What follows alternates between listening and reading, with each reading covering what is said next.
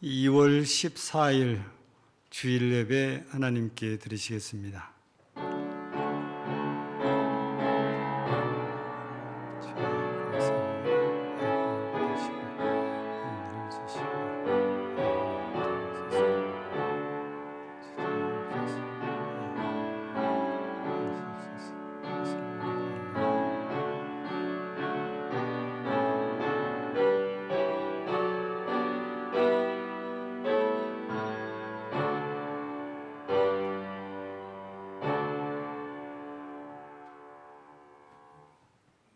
기쁨으로 여호와를 섬기며 노래하면서 그의 앞에 나아갈지어다. 아멘. 감사합니다. 설 명절을 지내고 또 거룩한 주일을 맞이하여 이렇게 하나님의 사랑받는 성도들이 이 자리에 모여 하나님께 예배로 영광을 돌립니다. 친히 함께 하신 하나님, 우리의 마음, 우리의 생각, 우리의 언어뿐 아니라 이 예배 모든 걸 주장하시고 주의 뜻을 이루시고 주님만 영광을 받으시오며 오늘 또 하나님을 바라보며 하나님 앞에 나와 영광을 돌리며 하나님께 은혜 입기를 소원하는 하나님의 사랑하는 모든 주의 백성들에게 놀라운 은혜를 더하여 주옵소서. 예수님 이름으로 기원하옵나이다. 아멘. 찬송 3장입니다.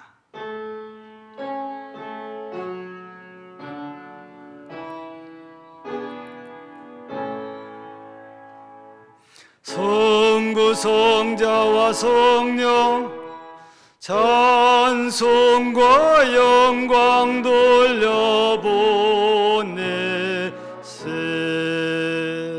대초로 지금까지 또 영원 무궁토록 성삼위께 영광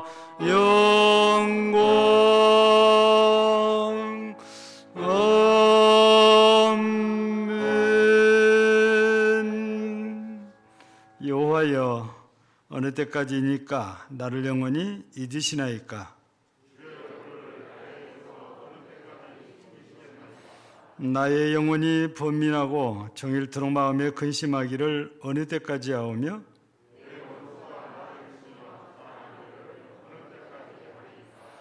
여호와 내 하나님이여, 나를 생각하사 응답하시고 나의 눈을 밝히소서.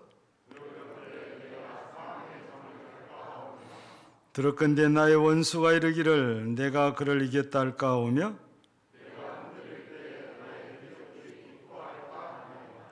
나는 오직 주의 사랑을 의지하여 싸우니 내가 여호와를 찬송하리니 이는 주께서 내게 언덕을 베푸심이로다. 아멘. 전능하사 천지를 만드신 하나님 아버지를 내가 믿사오며 그의 외아들 우리 주 예수 그리스도를 믿사오니 이는 성령으로 잉태하사 동정녀 마리아에게 나시고 본디오 빌라도에게 고난을 받으사 십자가에 못 박혀 죽으시고 장사한 지 사흘 만에 죽은 자 가운데서 다시 살아나시며 하늘에 오르사 전능하신 하나님 우편에 앉아 계시다가 저리로서 산자와 죽은 자를 심판하러 오시리라. 성령을 믿사오며 거룩한 공예와 성도가 서로 교통하는 것과 죄를 사하여 주시는 것과 몸이 다히 사는 것과 영원히 사는 것을 믿사옵나이다. 아멘. 찬송 32장 드립니다.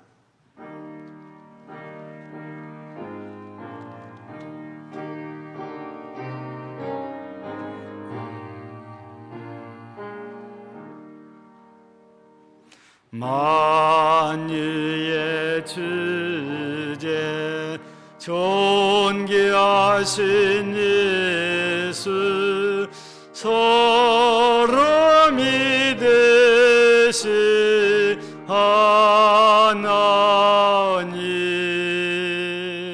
나 사모하여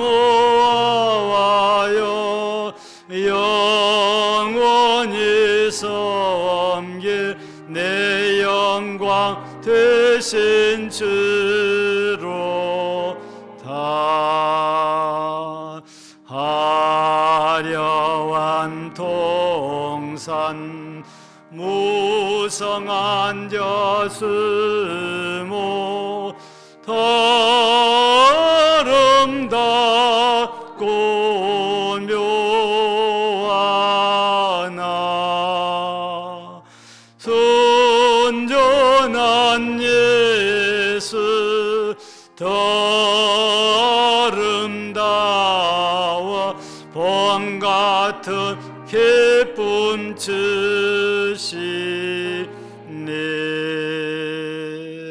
강명한 해와 명랑한 저 달빛 수많은 별들 빛나나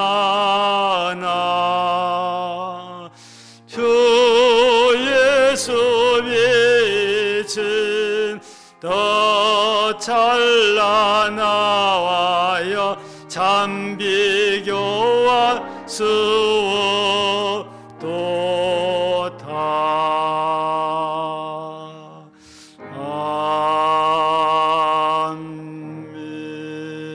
아멘. 사랑이 많으신 하나님, 우리 고유의 명절인 설날을 은혜 가운데 보내게 하심을 감사드립니다. 죄 지은 우리들을 날마다 눈동자처럼 지켜주신 은혜에도 감사드립니다. 주님 전에 나오기 부끄러운 우리를 주님의 전에 나와 경배하게 하심도 감사합니다. 사랑이 많으신 하나님께서 우리에게 오래 참으시고 우리의 불의로 인하여 멸하지 아니하시고 주님의 전에 나와 우리의 잘못을 자복하오니 저희의 모든 죄를 용서하여 주시옵소서. 사랑의 주 하나님, 우리에게 믿음을 더하여 주옵소서. 우리가 날마다 믿음의 사람으로 말미암아 더욱더 하나님을 경외하게 하시고 우리의 모든 것들이 하나님을 향하게 하시고 하나님을 기쁘게 하시기를 원하오니 우리에게 믿음의 믿음을 더하여 주시옵소서. 거룩하신 나의 하나님, 우리를 불러 천국의 거룩한 백성으로 삼아주셨으니 우리로 더욱 거룩하게 하시며 세상과 구별되어 성결하게 하시고 하나님이 주신 소명을 감당할 수 있도록 믿음을 더하여 주시옵소서. 우리의 믿음이 이웃을 구원하고 저와 저의 집이 모두 구원받을 수 있도록 축복하여 주시옵소서.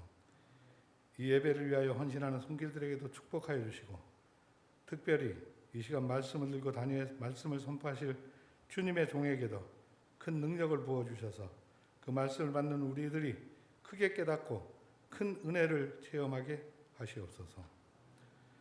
진정으로 주님의 신령한 말씀을 사모합니다.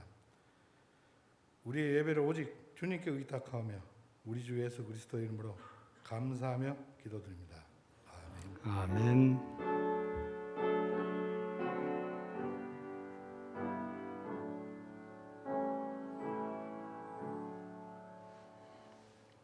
하나님 말씀은 구약 성경입니다.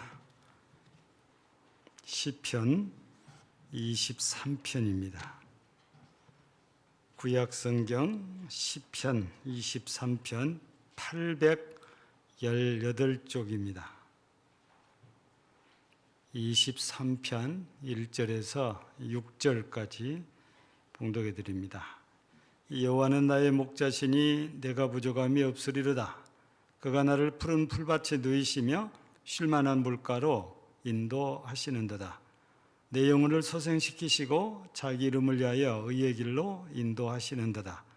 내가 사망의 음침한 골짜기로 다닐지라도 해를 들어오지 않을 것은 주께서 나와 함께 하심이라. 주의 지팡이와 막대기가 나를 안위하시나이다. 주께서 내 원수의 목전에서 내게 상을 차려주시고 기름을 내 머리에 부으셨으니 내 잔이 넘치나이다. 내 평생의 선하신 가 인자하심이 반드시 나를 따르리니 내가 여호와의 집에 영원히 살리로다. 아멘.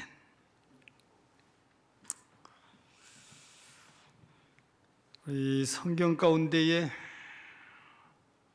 가장 많이 알려진 부분 중에 한 부분이 시편 23편이라고 생각을 합니다. 왜냐하면 액자로 만들어져서 많이 팔리다 보니까 또 신앙이 없어도 그냥 시 귀절만 봐도 너무 평안하니까 그냥 집에 갖다 걸어놓고 그냥 묵상을 하는 사람들도 많지요. 그래서 이 성경 가운데 많이 알려진 성경의 한 부분이 시편 23편인데, 이 시편 23편은 다윗의 일생을 통틀어서 되돌아보며 자기 하나님 앞에서 신앙을 고백하는 고백이, 여호와는 나의 목자시니 내게 부족함이 없으리로다, 이런 고백인데, 우리 설 명절 끝자락에 2021년 우리 이미 시작해서 한 달이 지나고 두 번째 달 절반에 이르렀는데, 그래도 아직 우리 2021년은 많이 남았잖아요. 그래서 우리 2021년도가 다윗이 이렇게 고백했던 것처럼 우리 모든 성도들도 정말 하나님은 내게 부족함이 없는 목자이시다라는 신앙 고백이 되어지기를 바라면서 이 말씀을 함께 나누려고 합니다. 여러분, 우리 사무엘상 16장을 보면 하나님께서 사무엘을 이새의 집으로 보내서 이새의 아들들에게 기름을 이렇게 부으려고 하잖아요. 근데 큰아들 엘리압, 둘째 아미나답, 셋째 삼마 잘해 나가는데 첫째 아들을 봤을 때 키도 크고 잘생겼으니까 이 아들인가 보다 하고 사무엘이 기름을 부으려고 하는데, 하나님께서 뭐라고 하십니까? 사람은 사람의 외모를 보지만 나는 마음 중심을 보느니라 하면서 이 아이가 아니다라는 거죠. 그래서 이새의 8 자녀들을 차례차례 다 데리고 왔지만 7채까지 와도 하나님께서 허락지를 않으지요. 그래서 사무엘 선지자가 이새에게 아들이 이뿐이냐 했더니, 예, 막내가 들에서 양을 치고 있습니다. 그랬더니 사무엘 선지자가 지금 당장에 그 아이를 데려오시오 해서 데려왔는데, 하나님께서 바로 이 아이가 그 아이다 하면서 기름을 붓게 해서 다윗이 그 자리에서 기름 부음을 받거든요. 근데 기름 부음 받았다고 해서 당장이 뭐가 되는 건 아니고 그대로입니다. 가서 양 채우고 살아야 되는 거죠. 근데 17장에 와서 보면은 세월이 좀 흘렀고 전쟁이 났어요. 그래서 블레셋과의 전쟁을 하는데 이세 아들 엘리압과 아비나답과 삼마, 이 세 아들들이 장성해서 그런지 군인으로 차출돼서 전쟁이 나가 있습니다. 그리고 여전히 다윗은 아버지의 양을 칩니다. 근데 아버지가 하루는 이 다윗을 불러서 네 형들에게 먹을 양식과 갈아입을 옷을 갖다 주라 해서 양을 지키는 자에게 양을 맡기고 다윗이 아버지 심부름으로 전쟁터에 가서 사람들에게 물어가지고 자기 형을 찾아가지고 이걸 전달을 했죠. 근데 그런 과정에서 상대편의 블레셋 군사정에 전쟁을 돕는 이 거인이 나타나니까 이스라엘 군인들이 전부 다 피해버린단 말이에요. 그래서 다윗은 이상하게 생각하지요. 도대체 할례 없는 자에게 앞에서 이게 뭐냐? 근데 지나가다가 듣는 말이 사울 왕이 이 사람만 싸워서 이기면은 이러한 혜택을 주겠다는 거예요. 그러니까 다윗이 사람을 붙들고 저 사람을 죽이면 왕께서 어떤 일을 나한테 주냐. 그래서 성경에는 아버지 세금을 감면해주고 왕의 사위를 삼겠다고 그래요. 다윗이 이게 마음에 들었던지 사울왕을 찾아가서 자기가 싸우겠다고 그러잖아요. 그래서 기특하니까 사울이 자기의 갑옷을 벗어주고 자기의 칼까지 주지만 안 맞아요. 그래서 갑옷 다 벗어버리고 칼도 버리고 자기가 양칠 때 썼던 막대기, 지팡이, 그리고 제구 중에 하나인 물매, 이것만 가지고 와서 골리앗과 싸워서 이기게 된단 말이죠. 근데 이때까지도 전쟁터에 오기 전까지도 다윗은 양치는 목동에 불과했습니다. 근데 사울랑 앞에 서서 이 얘기를 할 때에 사울이 걱정하잖아요. 아직은 어리니까. 근데 다윗이 뭐라고 합니까? 내가 아버지 양을 칠 때 사자가 양을 물어가면 내가 그 사자를 쫓아가서 사자 입에서 양을 구해왔다는 거예요. 그러니까 골리앗과 충분히 싸울 수 있습니다. 그걸 어필하기 위해서 자기가 목자로서 양을 얼마나 철저하게 지켰는가를 얘기를 하거든요.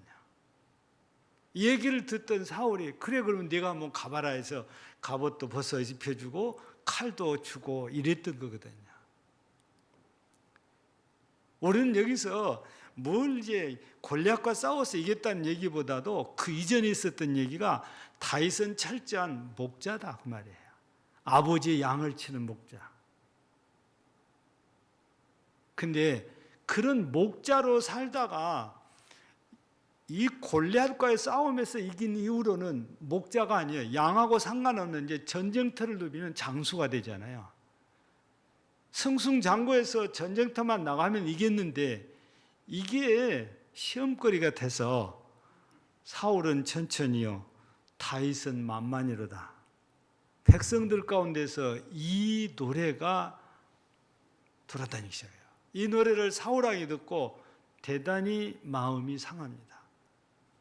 이제 더 뭐가 필요하냐? 왕의 자리 위에 뭐가 더 있겠냐?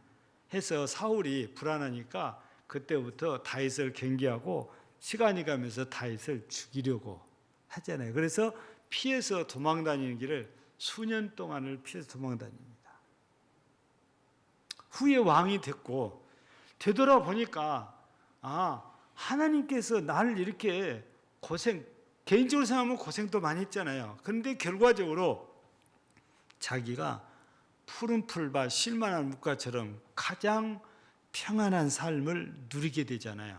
그때 되돌아보니까 역시 하나님이 내 목자신데 정말 나한테는 부족함이 없으신 목자시구나. 그걸 깨달았기 때문에 오늘 이 시편 23편을 노래로 하나님께 올려드릴 수 있게 된 거지요. 여러분, 앞서 말씀드린 대로 우리 이 말씀을 들으면서 우리도 이 다윗처럼 고백할 수 있기를 바라요. 이 시편이 다윗의 고백이기는 하지만 이후, 즉 다윗이 이 시편으로 하나님께 고백한 이후 수많은 사람들이 이 시편 23편을 읽고 들으면서 이런 은혜를 깨닫고 다윗처럼 고백한 이들이 많이 있지 않았겠습니까?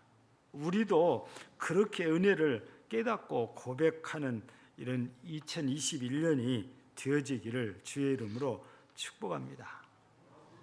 우리 먼저 본문 말씀에서 이 인도하신다는 말씀이 2절, 3절에 소개가 되어져 있고 그러잖아요. 2절, 3절에 이렇게 잘 소개가 됐잖아요. 그래서 하나님께서 목자시라는 증거 중에 하나가 인도를 해주신다는 말씀이죠. 우리 다윗이 목자 시절에 아버지 양을 칠 때에는 자기 고향이 베들레헴이잖아요.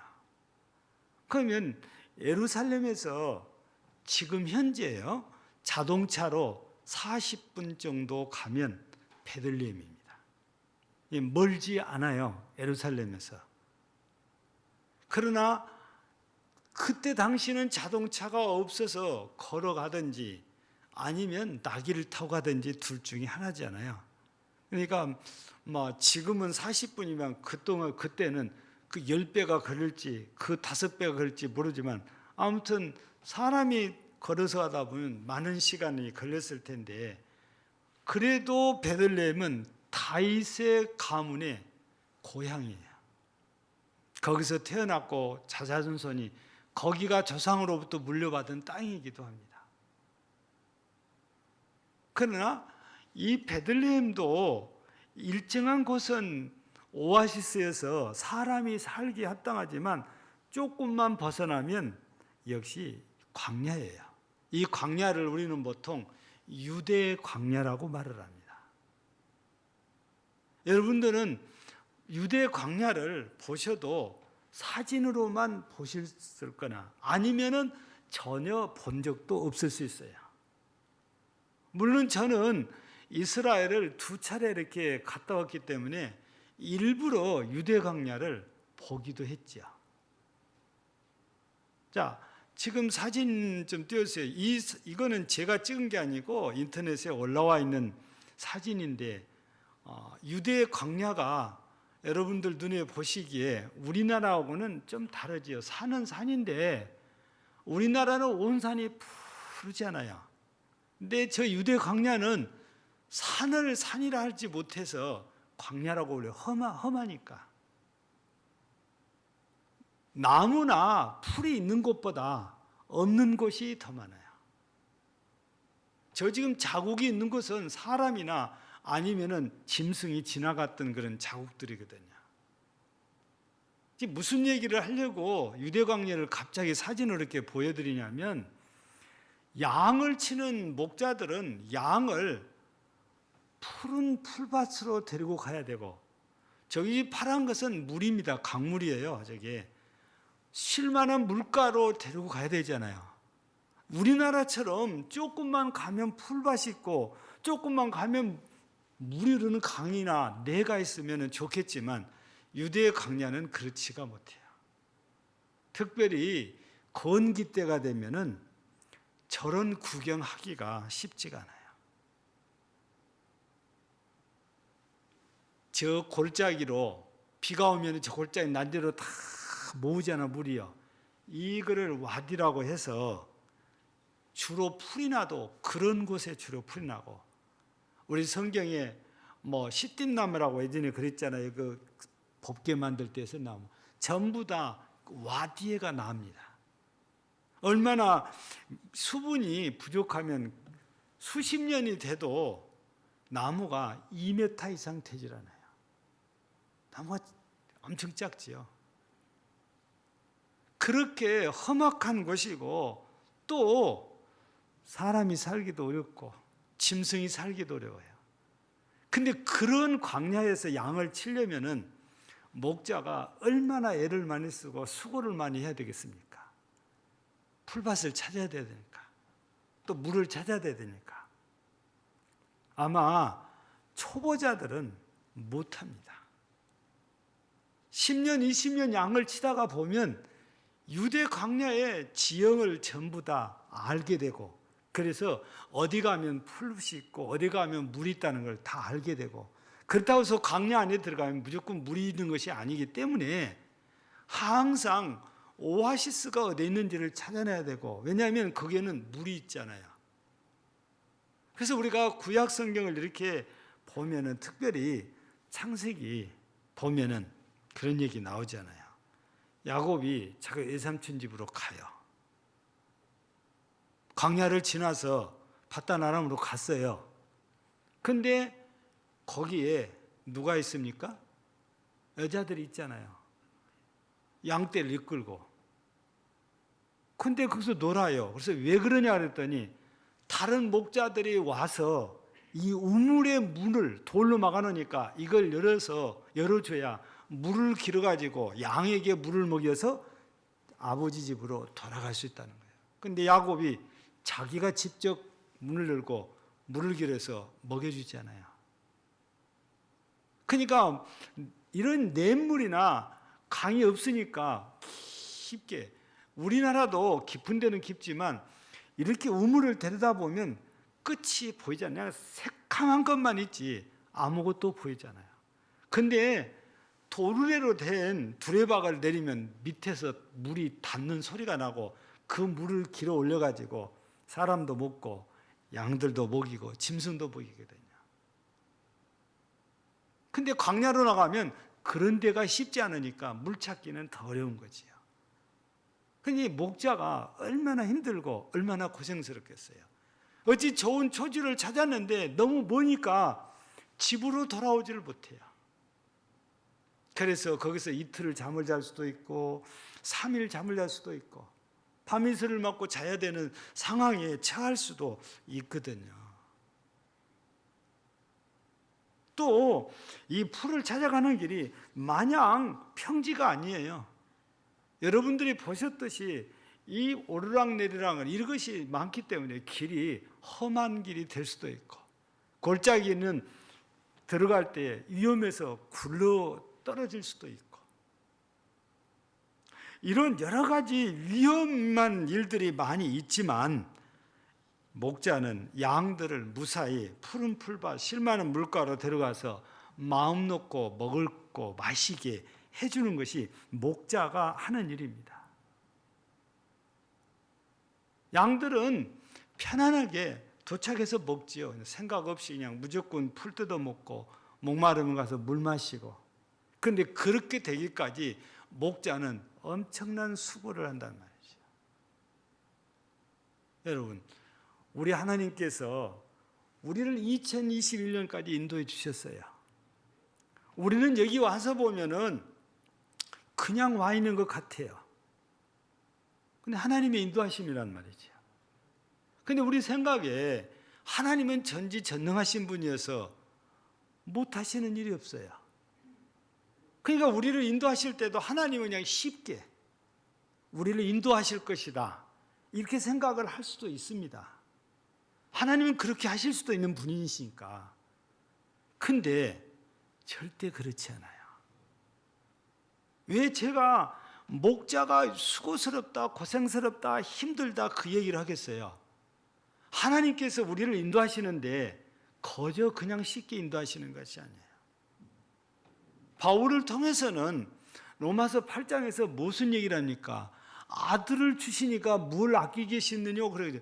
아들까지 내어주실 정도로 마음 아파요. 하나님도 우리를 인도하시는데 그냥 마냥 즐거운 게 아니에요. 가슴 아픈 일이 있어요. 우리를 평안으로 인도하기 위해서 아들 하나밖에 없는 아들을 십자가에 내주셔야 됐잖아요. 십자가에서 피 흘려 죽었어야 됐어요. 우리가 평안을 누리고 우리가 풍성하게 사는 이 영적으로 그것은 순전히 하나님께서 아들을 희생시키는 아픔을 감수했기 때문에 그래요. 목자가 양을 인도하는데 힘든 것 그거보다 하나님께서 우리를 영원한 평안으로 안내하기 위해서는 아들을 희생시키는 아픔이 있다고 말이죠. 이 부분을 이사야서 55장 3절에서 5절까지는 뭐라고 말씀을 합니까? 성경 요절 띄우세요. 설교든이라고 지금 제가 얘기하는 걸 못 따라오는 거예요. 보세요. 그는 멸시를 받아 사람들에게 버림을 받았으며 간고를 많이 겪었으며 질고를 아는 자라 마치 사람들이 그에게서 얼굴을 가리는 것 같이 멸시를 당하였고 우리도 그를 귀히 여기지 아니하였다. 그는 실로 우리의 질고를 지고 우리의 슬픔을 당하였거늘 우리는 생각하기를 그는 징벌을 받아 하나님께 맞으며 고난을 당한다 하였노라. 그가 찔림은 우리의 허물 때문이요 그가 상함은 우리의 죄악 때문이라. 그가 징계를 받음으로 우리는 평안을 누리고 그가 채찍에 맞음으로는 나음을 받았도다. 우리가 나음을 받고 우리가 평안을 누리는 데는 하나님께서 아들 예수님을 대신 고통의 자리로 내어놨기 때문에. 그래서 우리는 거저 평강의 자리로 와지는 것이 아니고 하나님께서도 엄청난 희생과 아픔을 감수를 해 주셨기 때문에 우리에게 평안이 있는 것이야.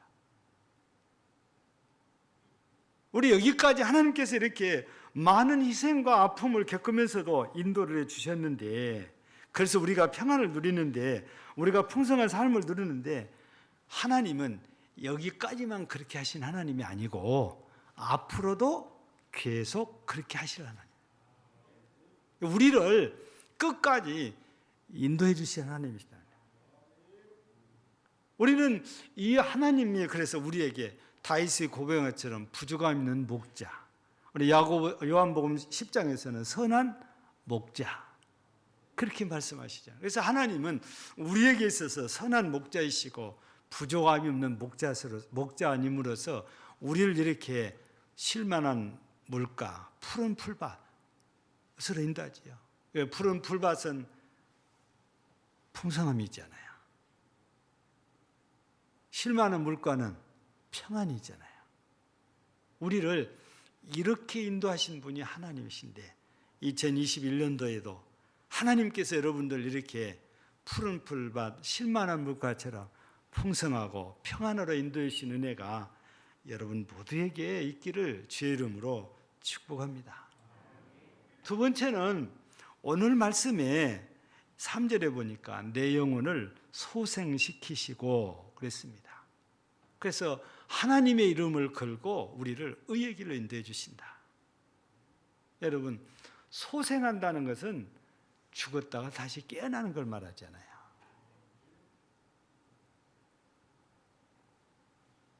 우리 성도들 가운데도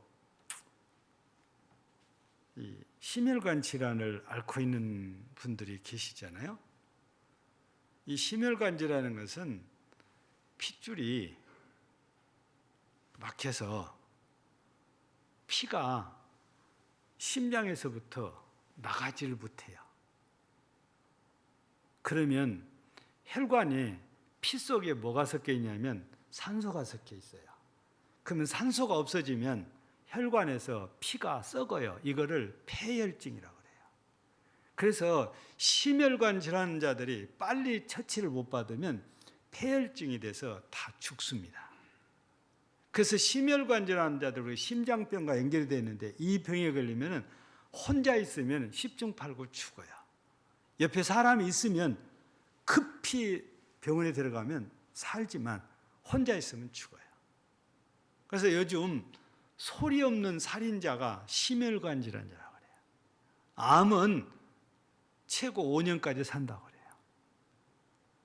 짧게는 몇 달을 살더라고요. 근데 심혈관 질환은 속된 말로 꽥소리도 못하고 죽어요.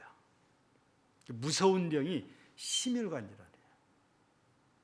옆에 사람이 있으면 살 수 있는 기회가 있죠. 심장병은 심장이 멈춰버릴 거예요. 그래서 피를 보내야 되는데 심장이 박동이 없어지니까 피를 뿜어내질 못해서 역시 산소 공급이 안 되니까 폐혈증으로 다 죽어요. 가끔 가다가 심장이 멈춘 사람 있잖아요. 그건 뭐예요? 물에 빠진 사람 끌어올려가지고 막 가슴을 눌렀다 놨다 해서 비상조치를 하잖아요. 근데 이거 안 되면 어떻게 돼요? 입으로 불고 빨고 다녀요. 근데 요즘은 웬만하면 설치되어 있는 것이 이 전기 충격기예요. 우리 딱 돼가지고 고압으로 그냥 순간에 그냥 고압을 딱 그래서 심장이 멈췄다가 이것 때문에 다시 뛰잖아요. 여러분들 드라마에 종종 나오는 거잖아요. 이게 바로 심장이 멈췄다가 다시 뛰는 것이 깨어난 거예요. 이게 지금 소생했다고 말해야 돼요. 근데 여기서는 지금 무슨 얘기냐면 목자가 양을 데리고 이렇게 푸른 풀밭 실만 물가로 빨리 데리고 가야 되는데 빨리 못 찾다 보면은 다니다가 목자도 지치고 양도 지치고 그렇게 돼요. 그러면 목이 말라서 주저앉거나 배가 고파서 주저앉을 수 있잖아요. 이렇게 기력이 쇠하고 힘이 다 빠졌다가도 이 푸른 풀밭 10만 물가로 일단 가기만 하면 거기서 물 마시고 풀을 먹고 다시 깨어나기 시작해요. 다시 힘을 얻어요. 그래서 다시 살게 돼요. 이런 것처럼 우리가 어려운 시기를 지내고 있는데 그냥 너무너무 힘들다 그래요. 우리 젊은 대학생들이 표현하는 말이 그래요. 이제는 뭔가 꿈을 꾸고 성공을 하고 이런 수준이 아니래요. 너무너무 절박하니까 이렇게라도 안 하면 죽게 생겼다. 그래서 살기 위해서 발버둥을 치는데, 여러분 지금 대학생들이, 저도 놀랐어요. 주식하는 애들이 엄청 많답니다. 오죽했으면 대학교에 투자 동아리가 있어요. 주식 사서 이렇게 돈 벌려고 하는 동아리. 여기에는 학비를 날렸던 경험도 있는 친구도 들어있고, 그래서 경험을 살려서 조금씩 돈이 되니까 이제 동아리를 만들어서 불러들여 가지고 어려운 학생들에게 와서 용돈도 벌어 쓰고 이렇게 학비도 벌어 쓰고 이런 동아리가 다 생길 정도예요. 어디 취직해서 돈 번다는 것이 너무나 멀어진대요. 그러니까 이렇게라도 안 하면 자기들이 이 세상에서 살아남을 수가 없다는 거예요. 좀 어두운 이야기를 해서 죄송한데요, 이렇게 우리가 살고 있는 세상이 그냥 밥 먹고 사는 데는 지장이 없는 것 같은데, 젊은이들은 우리가 생각하고는 다르게 정말 어렵고 힘들다, 그런 생각을 해요.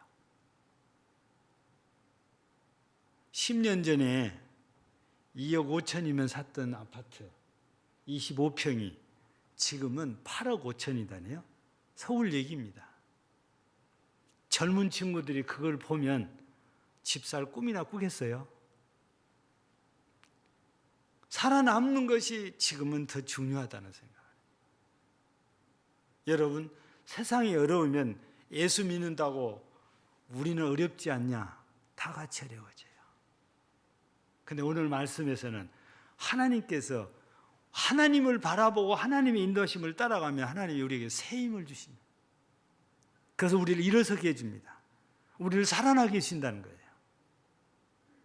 그래서 2021년에 너무 힘들어하는 우리 성도들이 계시다면 하나님께서 주신 이 새 힘으로, 하나님께서 주신 새 은혜로 다시 일어서고 다시 희망을 보되 하나님을 바라보는 우리 성도들이 되셔서 하나님의 인도하심 속에서 의의 길을 갈 수 있는 이런 은혜가 꼭 있으시기를 주의 이름으로 축복합니다.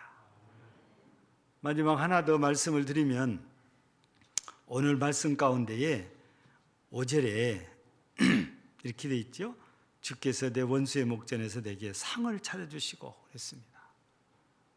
그러니까 이 말씀대로, 이 말씀을 보면 하나님께서는 우리를 원수 앞에서 아무 일이 없는 것처럼 평안하게 밥을 먹게 해주겠다고 말이죠. 여러분, 우리들이 세상을 이렇게 살다가 보면 어려운 일이 뭐 한두 번 있는 것은 아니잖아요. 근데 양들은 어떻습니까? 시력이 아주 안 좋다고 그래요. 우리 하나님이 만들어놓은 피조물 가운데 이 시력이 제일 좋은 게 독수리나 매라고 그래요. 그래서 매 눈이라고 그러거든요.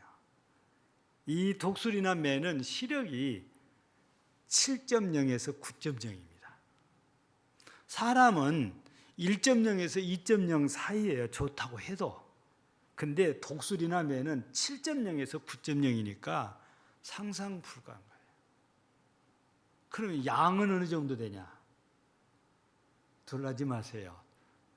독수리나 매하고 거꾸로입니다. 마이너스 10이에요. 그래서 그것도 코앞에밖에 몰라. 저 멀리는 전혀 볼 수가 없어요. 그러니까 양들은 앞에 가는 양 발만 보고 따라가는 거예요. 그러다 보니까 여기 가는 곳이 혼자 가면 위험한 곳인지 안전한 곳인지 분별이 없어요. 그래서 무조건 올라가다가 낭떠러지에서 굴러 떨어질 수도 있고 골짜기로 떨어질 수도 있고.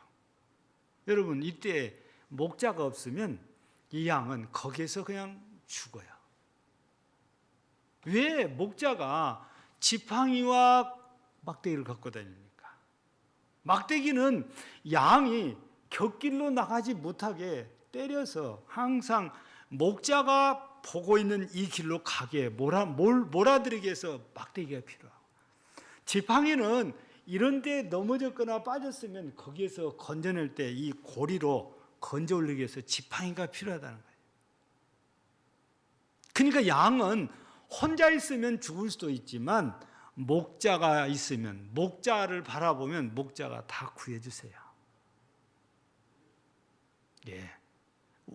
양에게 있어 원수는 누구겠어요? 맹수 아닙니까? 맹수. 사자가 될 수도 이리도 될 수 있고. 근데 목자가 지켜주니까 양들은 푸른 풀밭에서 아무리 없는 것처럼 평화로이 풀을 뜯어 먹어요. 그걸 여기서 원수 앞에서 상을 차려주시고 이렇게 표현을 하는 거잖아요. 사람도 마찬가지예요.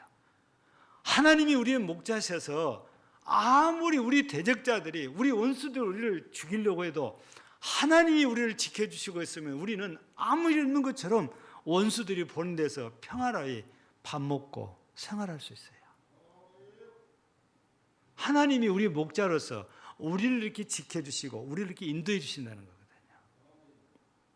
그래서 2021년을 우리가 살아가면서 이런 다윗이 체험했던 여호와는 나의 목자, 근데 부족함이 없으시다 그랬는데 우리에게도 하나님은 나의 목자신데 내게 부족함이 없는 목자, 내게 선한 목자가 되셔서 2021년 여러분들을 평화롭고 풍성한 곳으로 인도하시고 여러분 위험에서 구해주시고 새 힘을 주시고 또 여러분들을 해치려는 모든 대적자들 앞에서 하나님이 지켜 보호해주심으로 안전하게 생업에 전념할 수 있는 은혜, 이런 은혜가 2021년에 우리 모든 성도들에게 주어지기를 주의 이름으로 축복합니다. 감사합니다. 오늘 또 함께 예배로 하나님께 영광을 돌리며 우리 하나님께서 다윗을 통해서 주신 말씀을 통해서 2021년도가 다윗에게 그랬듯이 우리 모든 성도들에게 하나님이 우리 성도들의 목자가 되셔서 평화롭고 풍성한 곳으로 인도하시고 우리가 주저앉을 때 새 힘을 주셔서 일어서게 하시고 원수들 앞에서도 평화로이 생업에 전념할 수 있는 은혜를 주시옵소서. 예수님 이름으로 기도하옵나이다. 아멘. 375장 찬송드립니다.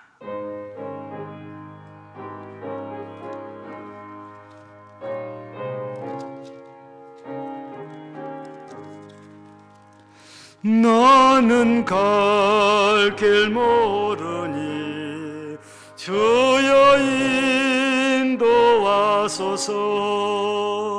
어디가 야좋을지 나를 인도하소서. 어디가 야좋을지 나를 인도하소서. 아무것도 모르니 나를 가르치소서. 어찌해야 좋을지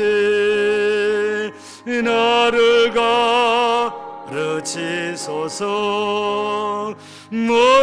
어찌해야 좋을지 나를 가르치소서. 아이같이 어리니 나를 도와주소서.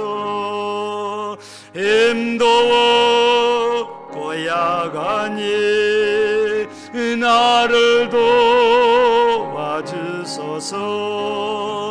힘도워 고약하니 나를 도와주소서. 마음심이 슬프니 나를 이로하소서. 의지없이 다니니 나를 나를 위로하소서. 어지없이 다니니 나를 위로하소서. 아멘.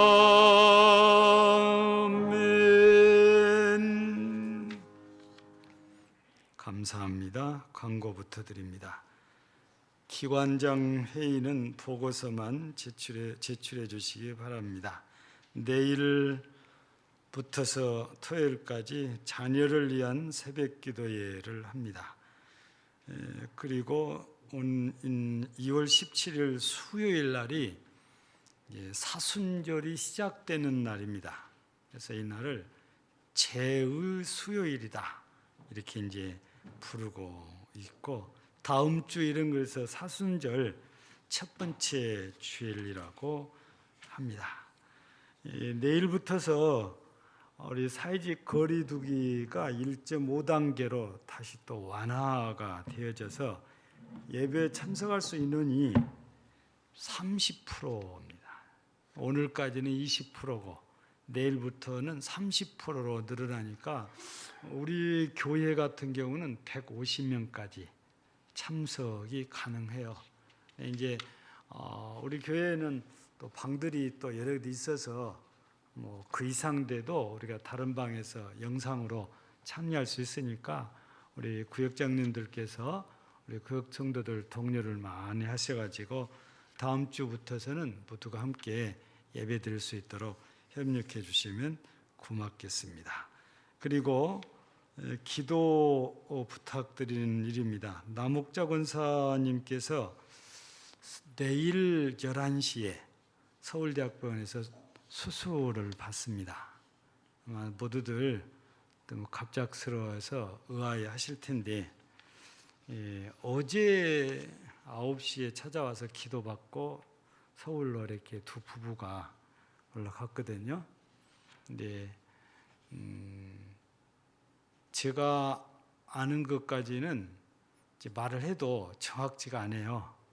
왜냐하면 어제도 통화를 했는데 오후에 아직도 담당 교수가 정확하게 이거다 말을 안 해준답니다. 근데 제가 교수도 말 안 하고 있는데 제가 이거다 이렇게 확정적으로 말할 수는 없잖아요. 다만 알고 있는 것은 대장에 혹이 있다는 것만 제가 들어서 알고 있습니다.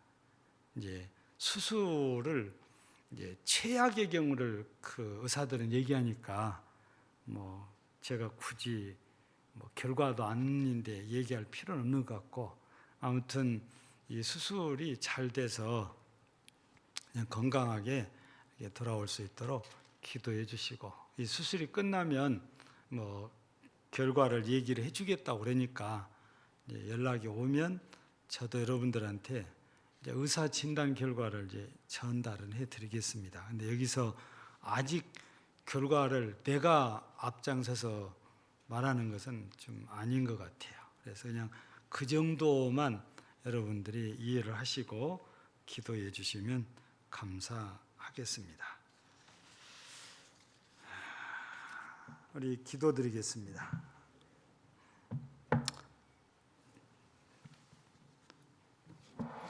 선한 목자 되시고 부족함이 없으신 목자이신 우리 하나님, 일찍이 다윗으로 하여금 하나님이 목자이심을 깨닫고 고백하게 하셨던 것처럼 2021년도에 우리 모든 성도들이 여러 가지 어려운 환경 속에서도 우리를 선하게 인도하시고 의롭게 인도하시고 풍성하고 평안으로 인도해 주시는 하나님의 은혜를 깨닫고 우리도 다윗처럼 하나님은 내게 부족함이 있으신 선한 목자이심을 고백하고 찬양하며 우리 하나님의 인도하심에 감사하며 하나님의 인도하심에 순종하는 우리 모두의 삶이 되어서 2021년도가 하나님의 인도하심으로 말미암아 모든 것이 합력하여 잘 되는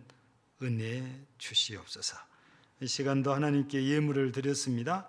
주정금 드리는 모든 이들의 손길과 그 믿음과 그 마음을 돌아보시고 한 주간 내내 주의 은혜 가득하게 하여 주시옵시며, 또한 믿음으로 하나님께 11조 예물을 드리는 사랑하는 모든 성도들을 기억하시고 그 성도들의 믿음과 마음을 보사 저들의 창고가 넘치도록 하늘의 보고를 열으사 채워 은혜주시고 영광을 받으시옵소서. 생일을 맞아 하나님께 감사드립니다.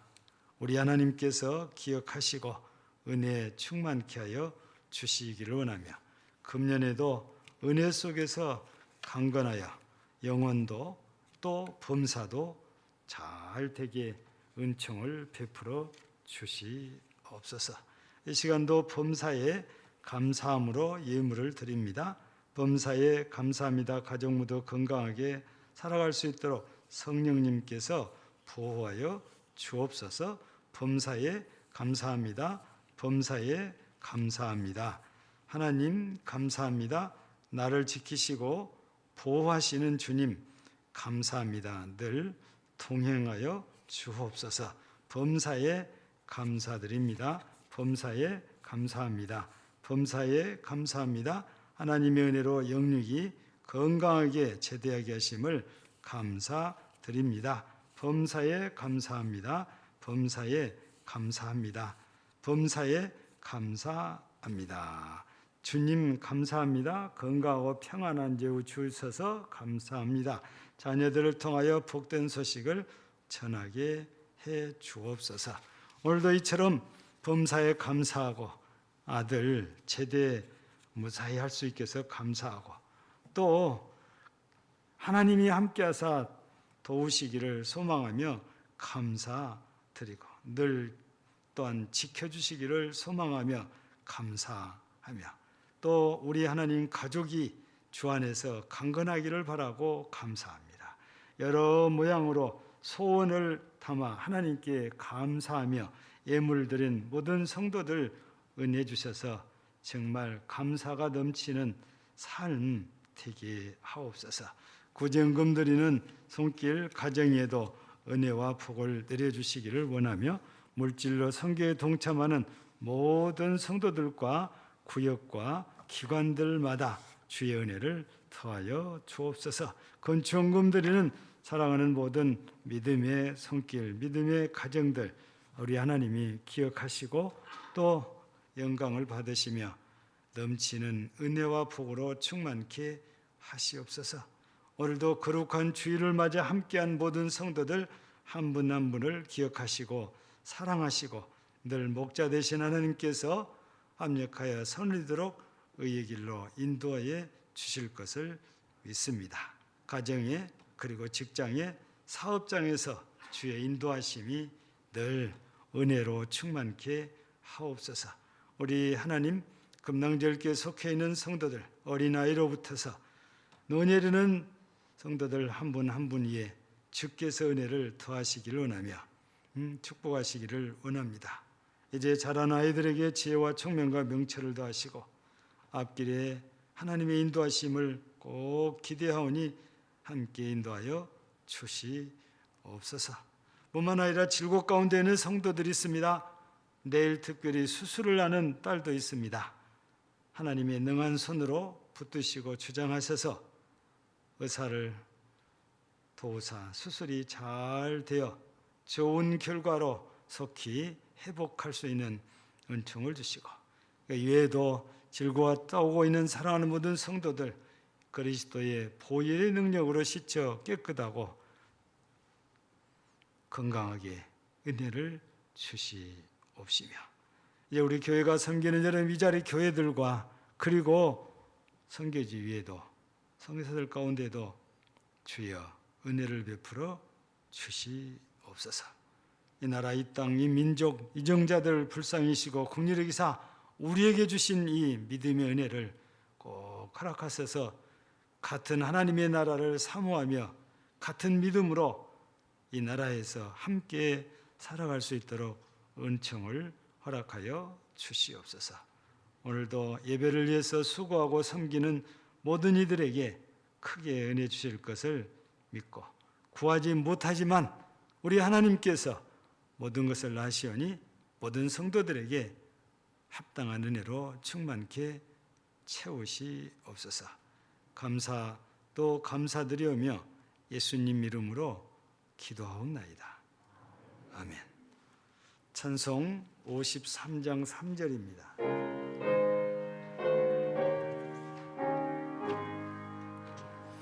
거룩한 날이 다가고 저녁이 되도록 주 우리 맘에 빗대사 늘 계시옵소서. 아멘.